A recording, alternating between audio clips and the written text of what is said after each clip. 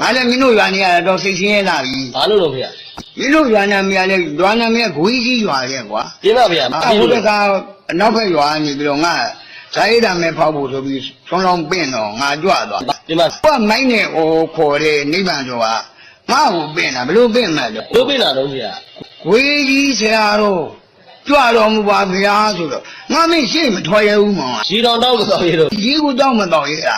ငါအကြောင်းသားလည်းမရှိငါတို့ကကြငါအဲ့မဲလဲသွားနိုင်နေလို့သူတို့လောင်းနေဆွမ်းလဲငါမခံတော့ပြန်ချတာအဲ့ဒါဆိုရင်ဆရာတော်နာမည်လေးပါလေဘွေပြောင်းပါလားအော်မင်းလုံးတာပေါ့ကွာအဲ့ဒီဂွေးကြီးဆရာတော်ဆိုတဲ့နာမည်ပြောင်းအောင်လို့ဆိုပြီးငါကြောင်းနဲ့ကိုတော်မီစီတဲတာဩကိုတော်မီဆရာတော်လို့ဖြစ်အောင်လို့ဖြစ်ပေါ့အဲ့ဒီကိုတော်မီတဲမှာပိုးဆိုးသွားပြီဟာဘလူဆိုးတာတော့ဆွမ်းလောင်းပင့်တဲ့ပုဂ္ဂိုလ်ကဇာယိတံမင်းနိုင်အောင်ဆိုပြီးဘလူပင့်မှတ်တော့ဘလူပင့်လာတော့ကိုတော်ကြီးဂွေးကြီးဆရာတော်ကြွတော်မူပါဗျာဆိုတော့ဟာပိုးဆိုးသွားပိုးဆိုးတာပေါ့ဗျာဒီကြားရဲ့ကံများဆိုးကျင်တော့ကွာကံတာလေးနေလုံးတော့လူစီကရွာတယ်လေးကဇာယိတံမဲဖောက်တဲ့ခါကျတော့သူကပယုတ်စီဘူးလေးတွေနာကျူဘူးလေးတွေအချီဘူးလေးတွေဒါလေးဖောက်တာကိုဒီမှာဗျာငါကံဆိုးကျင်တော့အဲ့ကမုန်းနာကျူဘူးသွားတော့ဒီမှာဗျာဟိုမိုင်းနဲ့ပညာတဲ့လူကဘယ်လိုပညာမှတ်ဘယ်လိုပညာတော့ဗျာကိုတော်ကြီး